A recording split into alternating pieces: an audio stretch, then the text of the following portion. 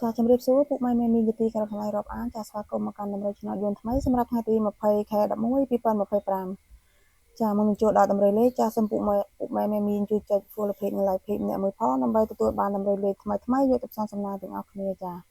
អញ្ចឹងកុំឲ្យពុកម៉ែមានទន្ទឹងរង់ចាំយូរចាយើងចូលទៅកាន់ដំណើរលេខតែម្ដង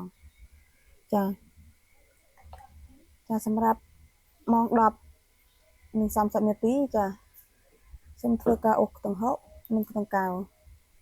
ចាសម្រាប់ខ្ទង់ហុកចាសូមធ្វើការបូក66ចាមួយខ្ទង់ទៀតសូមធ្វើការបូក69ចាសម្រាប់ខ្ទង់កៅចាសូមធ្វើការបូក93ចាមួយខ្ទង់ទៀតសូមធ្វើការបូក97ចាសម្រាប់ម៉ោង1:30 នាទីនិងម៉ោង4:30 នាទីចាអ្នកខ្ញុំមានលេខល្អលេង VIP 2គ្រាប់សម្រាប់4ប៉ុស្តិ៍ចាបើពុកម៉ែមានចំណាប់អារម្មណ៍អាចឆាតចូលពេកនេះខ្ញុំបានចាសេវាត្រឹមតែ 50,000 រៀលទេពុកម៉ែមានចាសម្រាប់ម៉ោង6:30 នាទីចាសូមធ្វើការអូសខ្ទង់5និងខ្ទង់7ចាសម្រាប់ខ្ទង់5ចាសូមធ្វើការបូក52ចាមួយខ្ទង់ទៀតសូមធ្វើការបូក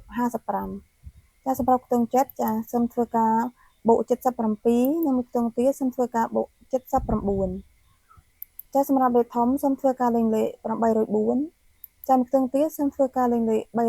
391ចាទាំងអស់នេះគឺជាតម្រូវលេខសម្រាប់ប៉ុស្តិ៍ ABCD ចាពុកម៉ែមានអាចយកទៅផ្សព្វសំណាងបានទាំងអស់គ្នាចា